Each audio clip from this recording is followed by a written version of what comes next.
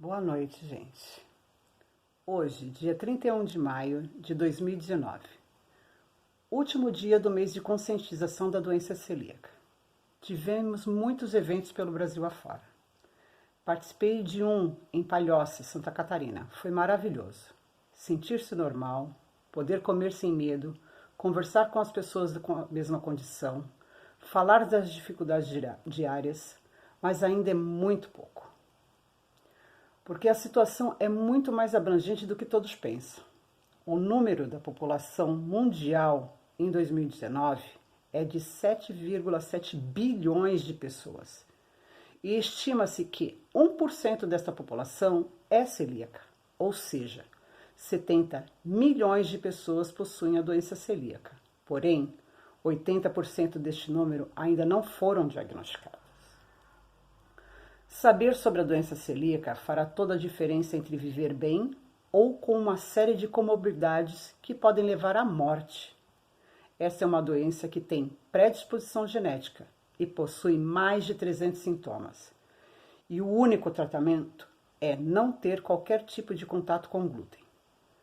Porque, para nós celíacos, é um veneno, portanto não podemos tocar, comer e cheirar. Ainda mais no meu caso, que sou celíaca e tenho dermatite pertiforme. Portanto, eu ainda tenho uma dieta mais ampliada.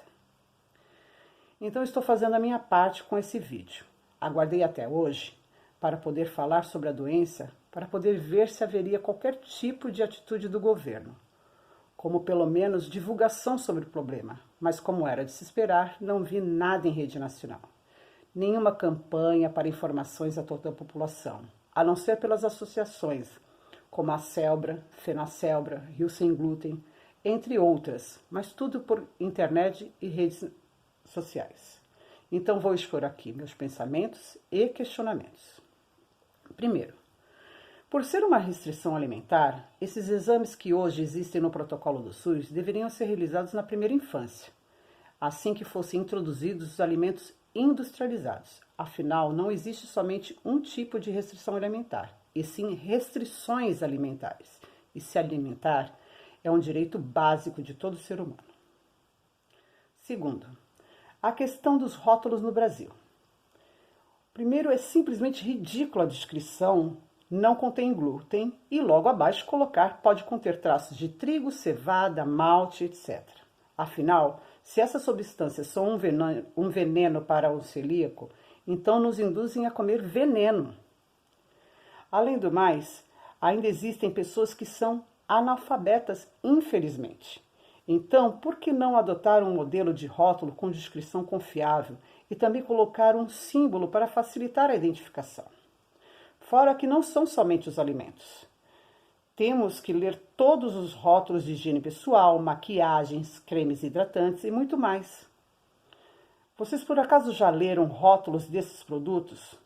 São todos em inglês e latim e existem mais de 60 a serem pesquisados. E imaginem a dor de cabeça que é.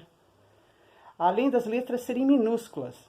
E de nada nos adianta ter o costume de comprar um produto, porque as empresas mudam as fórmulas sem aviso prévio. Terceiro, a questão da exposição dos produtos para venda em mercados e conveniências. As mesmas deveriam ser expostas em gôndolas totalmente separadas dos alimentos com glúten. E não como em muitos mercados atualmente, a farinha de arroz fica ao lado da farinha de trigo. Sei que no estado do Rio de Janeiro já possui a lei das gôndolas separadas. E por que não é a nível nacional? 4. A questão hospitalar. Até que ponto estamos seguros em ambientes hospitalares? Você acredita que exista um local específico para atender e servir um paciente que esteja internado? Como panelas, pratos, talheres, no qual não haja contaminação cruzada? Para quem não sabe sobre a contaminação cruzada, eu vou dar um exemplo. Se você cozinhar um macarrão comum em uma panela e depois lavá-la e fizer arroz na mesma panela, ela estará contaminada, porque ficam resíduos minúsculos de glúten. E não falo somente da alimentação. Sabemos que as luvas cirúrgicas são utilizadas talcos e amidos. E na maioria dos casos contém glúten. Então quer dizer que se eu estiver realizando uma cirurgia e estiver com meus órgãos expostos, e ainda mais no meu caso, que tenho uma dieta ampliada, estarei sendo contaminada diretamente, pois entrará em contato direto com minha corrente sanguínea. Quinto, questão de valores. Vocês já viram quanto custa um produto industrializado sem glúten?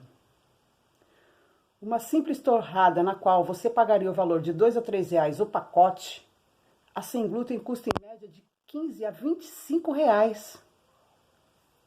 Sexto, e muito importante, é uma questão que não posso deixar de falar de jeito nenhum, deixar de alertar.